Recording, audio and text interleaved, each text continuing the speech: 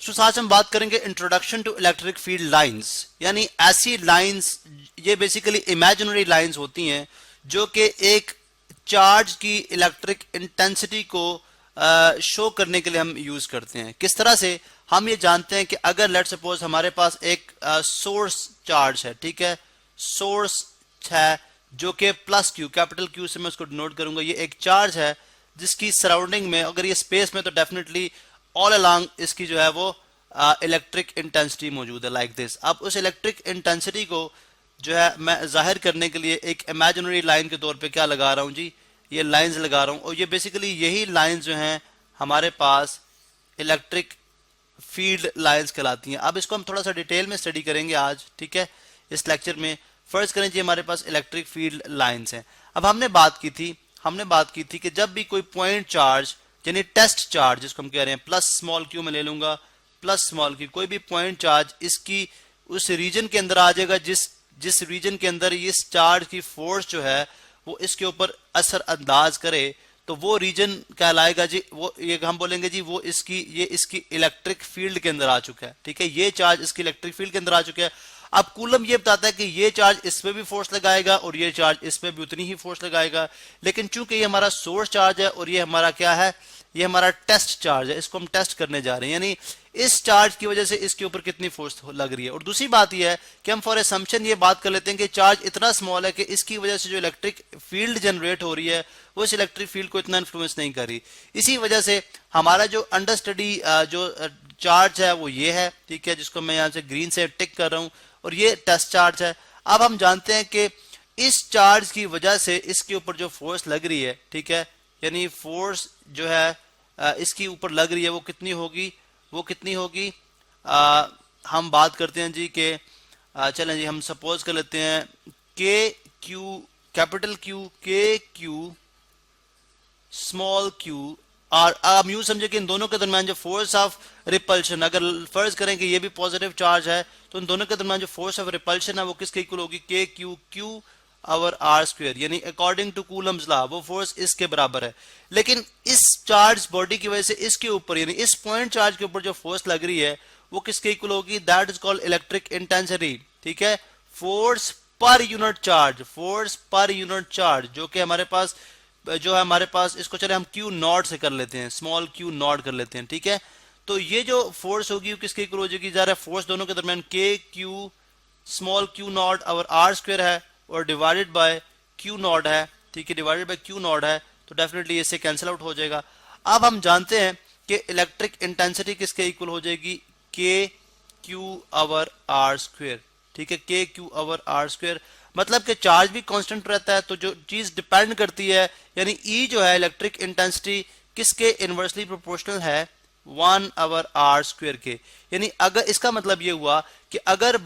Test charge जो है वो जितना आप आर क्यू चार्ज के क्लोज लेके जाएंगे उसके ऊपर उतनी ही रिपल्शन होगी, जितना आप उसको अवे लेके जाएंगे उतनी ही रिपल्शन कम होगी। यानी इस पॉइंट चार्ज के ऊपर जब ये जैसे जैसे ये इस चार्ज के क्लोज आता जाएगा तो इसके ऊपर इसकी फोर्स बढ़ती जाएगी, और जैसे जैसे ये इस चार्ज से अवे मूव करता जाएगा फोर्स ऑन यूनिट चार्ज है वो डिक्रीज होती जाएगी। इसी चीज को हमने बोला था इलेक्ट्रिक इंटेंसिटी, ठीक है। अब इस चीज को डिफाइन करने के लिए, इलेक्ट्रिक इंटेंसिटी को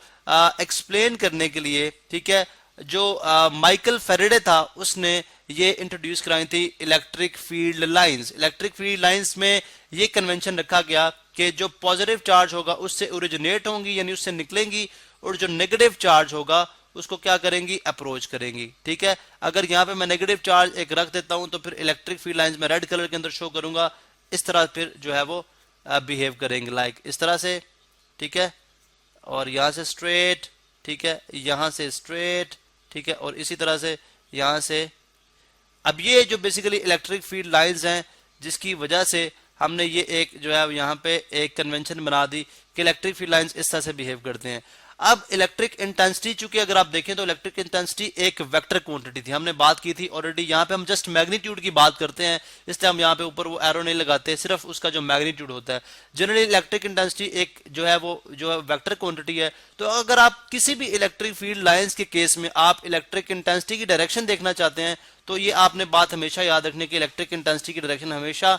tangent to electric field line होगी, यानी अगर इस पे देखेंगे तो इलेक्ट्रिक फील्ड लाइन इधर होगी, अगर इस पॉइंट पे देखते हैं तो इलेक्ट्रिक फील्ड की डायरेक्शन इस तरफ होगी, ठीक है। तो इसी तरह से अगर आपके पास लेट्स सपोज एक कर्व्ड फॉर्म में एक इलेक्ट्रिक फील्ड लाइन है जो कि हम पॉजिटिव टू नेगेटिव की तरफ अप्रोच करा रहे हैं, ठीक है, let's say from positive to negative, तो यहाँ पे इलेक्ट्रिक इंटेंसिटी जो होगी उसकी डायरेक्शन हमेशा क्या होती है, परपेंडिकुलर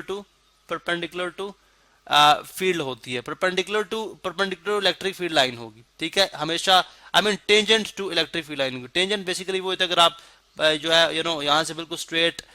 जहां से वो आपको जहां से आपने लेना तो वहां से आप बिल्कुल स्ट्रेट ले लें विदाउट कर्व, तो वो आपके पास बन जाता है टेंजेंट। अब अगर आप यहाँ पे देखें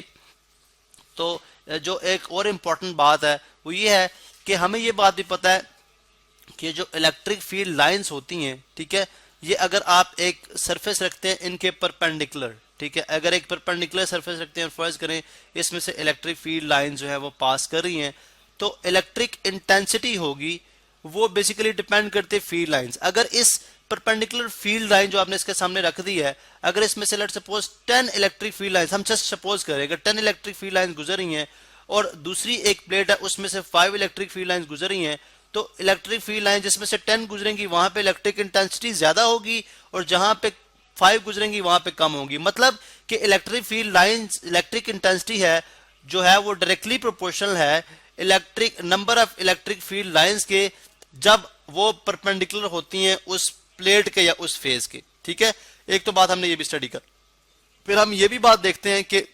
जितना गैप, फॉर एग्जाम्पल हम सपोज करते हैं ये हमारे पास एक चार्ज है, सोर्स ऑफ चार्ज है, ठीक है, तो हम इसके साइडों पे अगर हम इलेक्ट्रिक फील्ड लाइंस लगाते हैं लाइक दिस, ठीक है, बल्कि हम एक पॉइंट चार्ज अस्यूम करते हैं, चलें ये एक पॉइंट चार्ज है, ठीक है, इसकी ऑल अलोंग जो है electric field lines like this, ठीक है।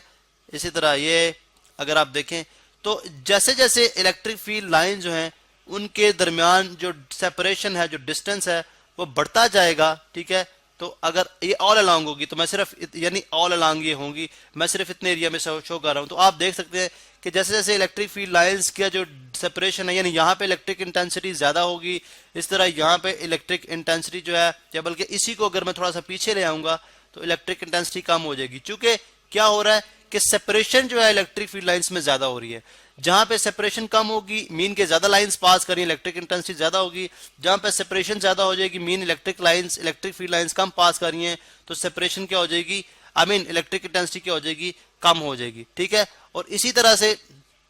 जो है जो कन्वेंशन हमने आपको बता दिया है कि from positive to positive originate होती हैं और नेगेटिव को अप्रोच करती हैं। अगर मैं सिर्फ एक पॉइंट चार्ज पॉजिटिव यहाँ पे लूंगा तो वहां पे जो इलेक्ट्रिक फील्ड लाइंस होंगी वो आप इस तरह से लेंगे, ठीक है, all along, like all along. अगर ये स्पेस में होगा तो ऑल अलोंग जो है इलेक्ट्रिक फील्ड लाइन ये पॉजिटिव के लिए है, ठीक है, यानी ये पॉजिटिव के लिए मैं सपोज कर रहा हूँ, ठीक है। और इसी तरह से ये बेसिकली कन्वेंशन हैं जो हमें काफ़ी ज़्यादा हेल्प करती हैं, ठीक है, अंडरस्टैंडिंग करने में। और इसी तरह अगर नेगेटिव चार्ज होगा तो नेगेटिव चार्ज के केस में वो अप्रोच करेंगे लाइक दिस, ठीक है, इस